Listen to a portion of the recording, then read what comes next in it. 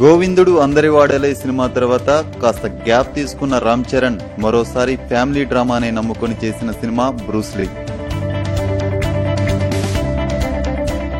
Mega అభిమానులకు నచ్చే mass elements కూడా పుష్కలంగా ఉన్న ఈ సినిమా సక్సెస్ మీద చిత్ర యూనిట్ చాలా కాన్ఫిడెంట్ గా ఉంది.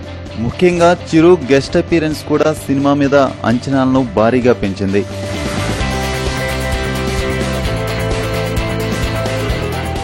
ఆగడు లాంటి డిజాస్టర్ తర్వాత శ్రీను వైట్ల తనని తాను ప్రూవ్ చేసుకోవడానికి తెరకెక్కించిన సినిమా బ్రూస్లీ. ఇలా అన్ని రకాలుగా భారీ అంచనాలు ఉన్న బ్రూస్లీ ఆడియన్స్ ని ఏ మేరకు ఆకట్టుకుందో చూద్దాం.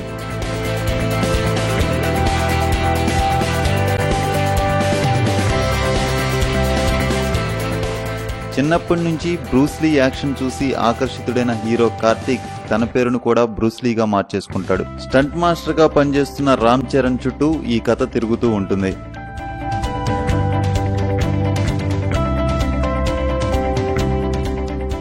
గత సినిమాల మాదిరిగానే డాన్స్లు, ఫైట్లలో తన మార్కు చూపించాడు. నటనకు పెద్దగా అవకాశం లేకపోయినా రకుల్ తన అందాలతో మాత్రం బాగానే ఆకట్టుకుంది.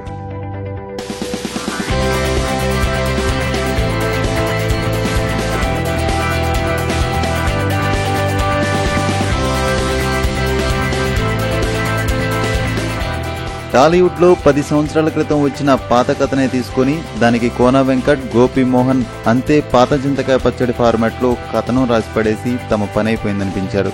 శ్రీను వైట్ల సినిమాల్లో కథ చాలా రొటీన్ గా ఉండటం ఎప్పుడూ నెగిటివ్ పాయింటే. ఇబ్బందికర స్క్రీన్ ప్లేతో సినిమా సాగింది అనిపిస్తుంది.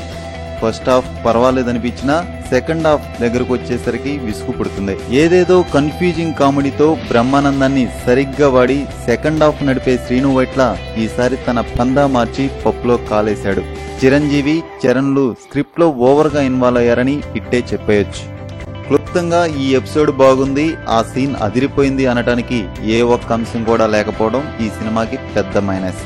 శ్రీను వైట్ల మా నాన్న ఆయన మార్క్ కామెడీని ఆయన్ని చేసుకొనివ్వకుండా మొత్తానికి కొంప ముంచారు మెగా తండ్రి కొడుకులు. మొత్తం మీద ఈ సినిమా చూసిన ప్రేక్షకులు మాత్రం మరో డిజాస్టర్ మూవీగా ముద్ర వేశారు.